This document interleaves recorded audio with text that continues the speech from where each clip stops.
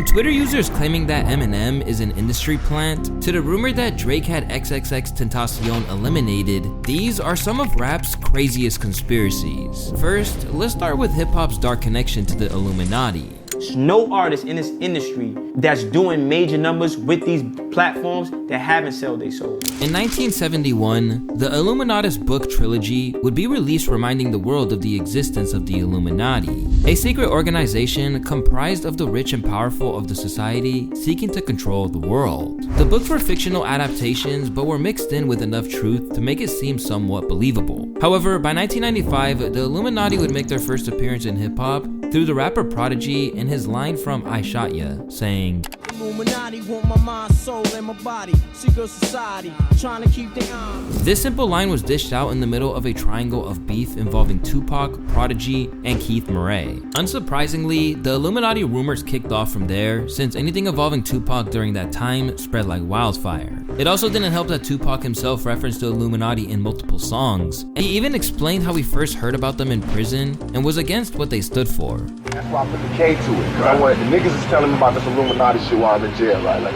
the dollars, right. That's another way to keep your self-esteem low. That's another way to keep you unconfident. Right. And I'm putting the K because I'm killing that Illuminati shit. Since that time, the Illuminati theory has only gotten stronger in hip-hop. From Jay-Z's Roc Nation hand sign depicting the triangle from the Eye of Providence, to Drake's OVO imprint depicting an owl, which was the preferred animal for the founders of the Illuminati. Everything down to Lil Wayne's tattoos and Kanye West's music video for Power have all been criticized by theorists for having satanic symbolism. But if you ask Kanye, it's all just a distraction from the real people who secretly run the world.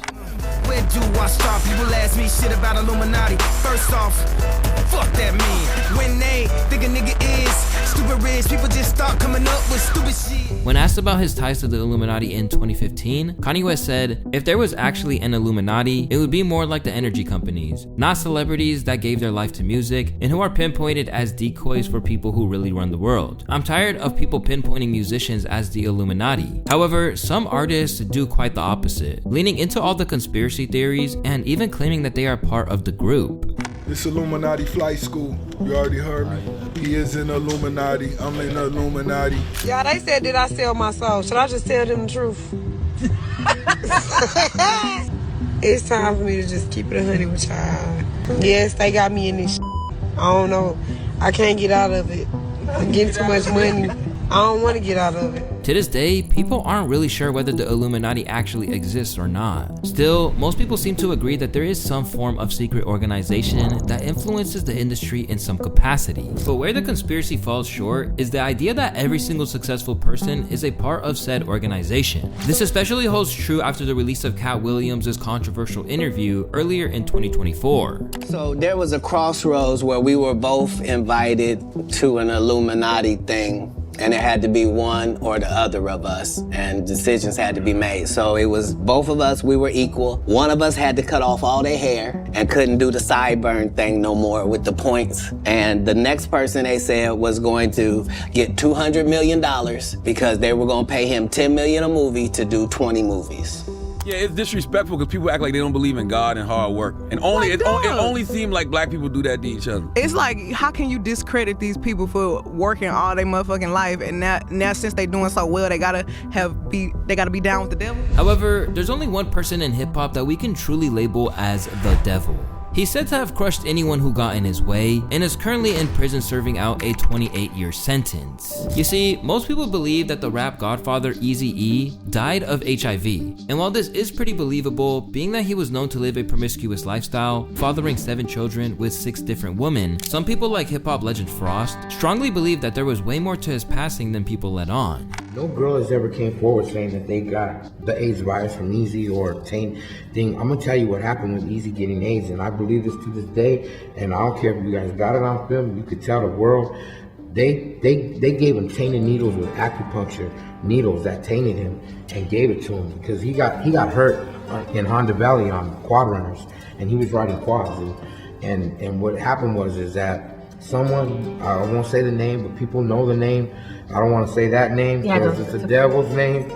But, you know, another person in rap, if you know your history of rap, calls him a devil. So if you know your history in rap or West Coast rap, you'll know who I'm saying. What's weird about Eazy-E's death is just how quickly he succumbed to the illness. From a diagnosis in February to a death certificate in March, it didn't make sense for him to pass on that quickly, especially because he was said to be perfectly fine and normal in the months leading up to the diagnosis. Another interesting thing to note is that his wife and kid born a year prior didn't get the disease. How else could somebody die that fast of AIDS? Have you even heard of somebody dying in 2 weeks of AIDS, bro? Come on, man. This is unheard of, bro. It was like, I'm in the hospital, I contracted the AIDS virus. 2 weeks later, March 26th or whatever, I fall out and I die. To give some context as to why this theory holds some water, it's important to note that the late 80s to early 90s were a time where the entire hip-hop scene was being run by the NWA crew, who were signed through Eazy-E and his Ruthless Records label. However, things went sour between his crew when Dr. Dre figured out they were getting exploited by Eazy-E and his manager Jerry Heller. Dr. Dre tried to leave the predatory deal, but was denied exit by Eazy-E, and that's when Dr. Dre brought in Suge Knight, a retired football player with a lot of street ties, who was just dipping his feet into the music industry. He was brought in to handle the situation and get Dre out of the contract with Ruthless Records so he could sign with Death Row. But this would mark the beginning of Suge Knight's notorious run in the music industry. It was said that he allegedly threatened Eazy-E and his manager with baseball bats, and when he didn't give in, Suge Knight pulled a piece of paper with his mom's address on it, forcing him to release Dr. Dre. After this, it was said that Eazy-E was planning to get rid of Suge Knight, but was convinced not to by his manager since they were still making a ton of money off selling records, and it wouldn't be worth it if he ended up in jail. But sadly, it seemed like the devil got him first, after recording Real Motherfucking G's, which was a diss track on Dr. Dre. Fast forward all these years later, and now there's a long-running conspiracy theory that Suge Knight was actually the one who killed Eazy-E by injecting the NWA legend with AIDS. And this theory would only intensify in 2003 when Suge Knight made an appearance on Jimmy Kimmel Live following his release from jail. During the interview, he shockingly revealed that his preferred method of eliminating someone was by injecting them with AIDS, rather than shooting them, and even referred to it as the Eazy-E thing. It's a new thing, right? Yeah. See, if somebody gonna do something about it, see, technology is so high, right? Right. So if you shoot somebody, you go to jail forever. So the kids, you don't want to go to jail forever, right? So they got this new thing out there. People sell them all the time. They got this stuff they get blood from somebody with AIDS, and then they shoot you with it. Oh, so that seems bad. That's a slow death. Yeah. An Eazy-E thing, you know what I mean? Yeah. Oh, no. Okay.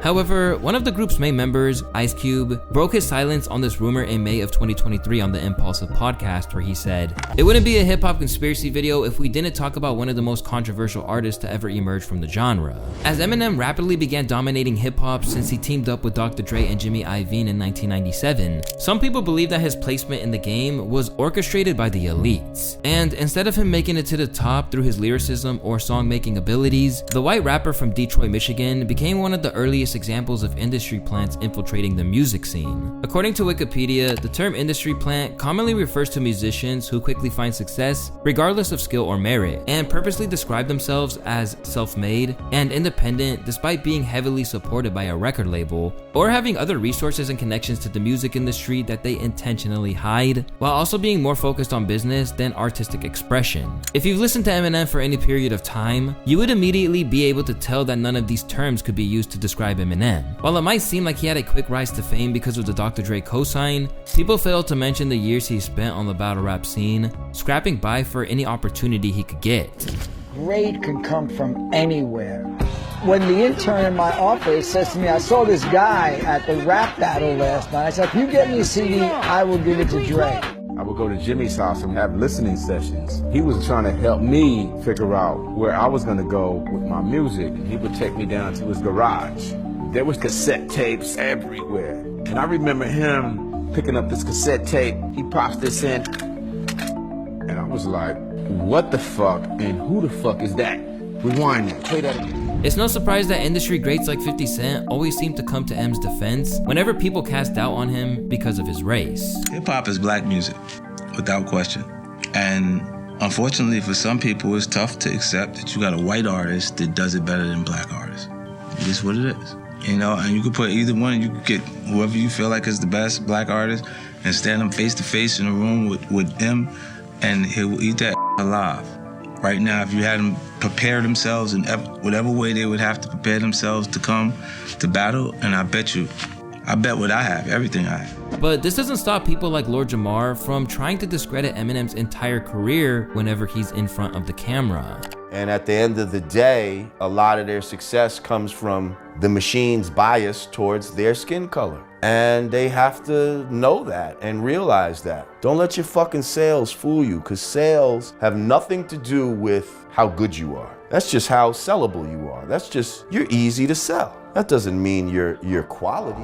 However, Eminem has propagated a few conspiracies on his own. In his viral 2018 MGK diss track, Eminem spits, "Bakels, the day you put out a hit is the day that Diddy admits that he put out the hit that got Pac killed." Although he claimed his bar was just a joke at the end of the song, the seeds were already planted and it got people talking about the mysterious murderer of Tupac Shakur. You see, Tupac and Suge Knight had been in beef with Diddy of Bad Boy Records, which involved a lot of gang violence between the two camps. So when Tupac died in 1996, a lot of fingers were pointed towards Diddy as one of the prime suspects. At the time, there wasn't any proof of evidence tying Diddy to the crime, but as the years went by, with more and more people piecing together the story, a documentary would be released claiming that Diddy was responsible for the crime. When he discussed the documentary on The Breakfast Club, his response only fueled further suspicions. Now, it was this documentary that claimed, which we know wasn't true. Yeah, check this out. We don't talk about things that are nonsense. We don't even entertain nonsense, my brother. So we're not even going to go there, with all due respect, but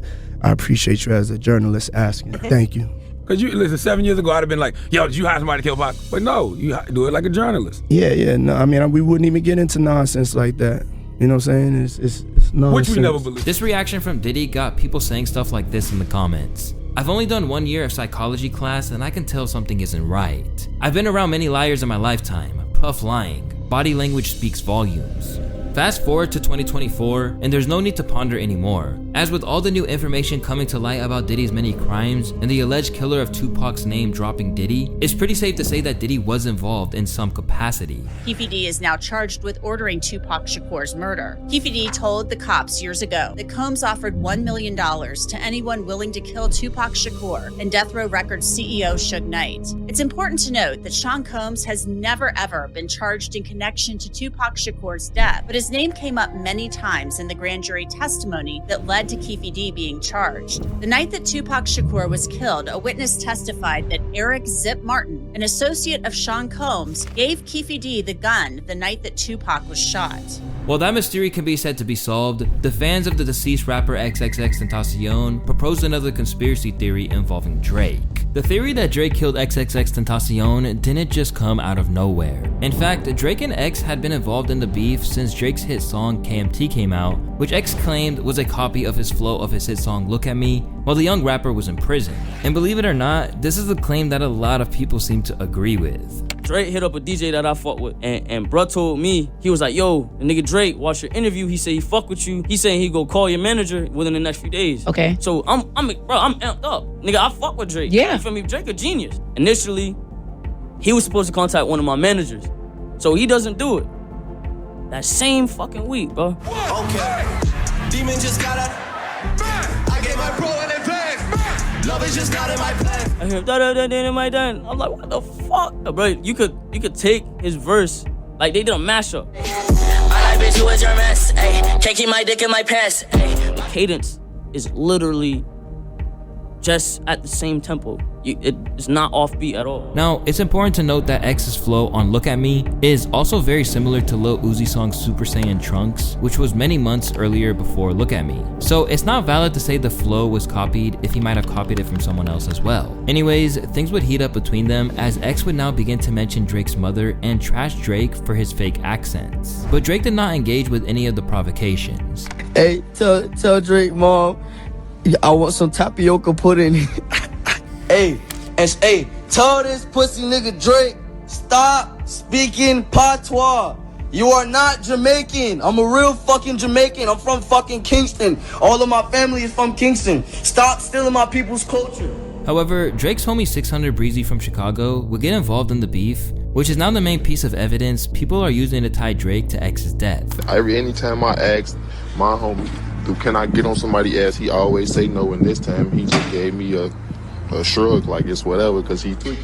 Which X responded saying, I got a couple niggas that'll knock you off in your own city.